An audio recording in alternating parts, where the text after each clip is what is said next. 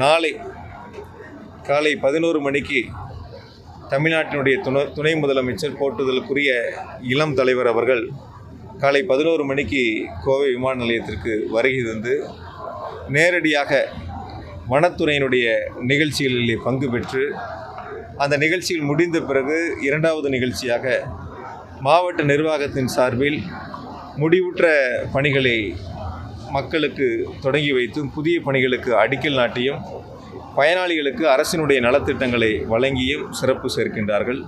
குறிப்பாக நாளை ஏறத்தாழ 38 கோடி ரூபாய் மதிப்பிலான முடிவுற்ற பணிகளை திறந்து வைத்தும் 66 கோடி ரூபாய் மதிப்பிலான பணிகள் புதிய பணிகளுக்கு அடிக்கல் நாட்டியும் 229 கோடி ரூபாய் மதிப்பிலான நலத்திட்டங்களை 39,494 பயனாளிகளுக்கு வழங்கியும் சிறப்பு சேர்க்கின்றார்கள்.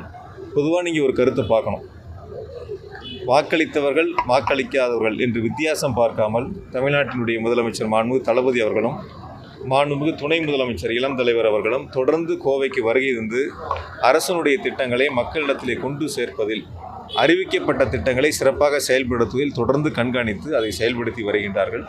கடந்த முறை கூட ஈரோடு நிகழ்ச்சிகளுக்கு மாண்புமிகு முதலமைச்சர்கள் வருகை தந்த பொழுதும் திருப்பூர் வருகை தந்த பொழுதும் விமான நிலையத்திலே அமர்ந்து இங்கு மாவட்ட ஆட்சியர் அவர்களையும் மாநகராட்சியினுடைய ஆணையர் அவர்களையும் உயரதிகாரிகளையும் அழைத்து அறிவிக்கப்பட்ட திட்டங்களுடைய செயல்பாடுகள் குறித்து முழுமையாக கேட்டறிந்து குறிப்பிட்ட காலத்திற்குள் அந்த பணிகளை முடித்திட வேண்டும் என்று உத்தரவுகளை வழங்கியிருக்கின்றார்கள். தொடர்ந்து அதை கண்காணித்து கொண்டிருக்கின்றார்கள்.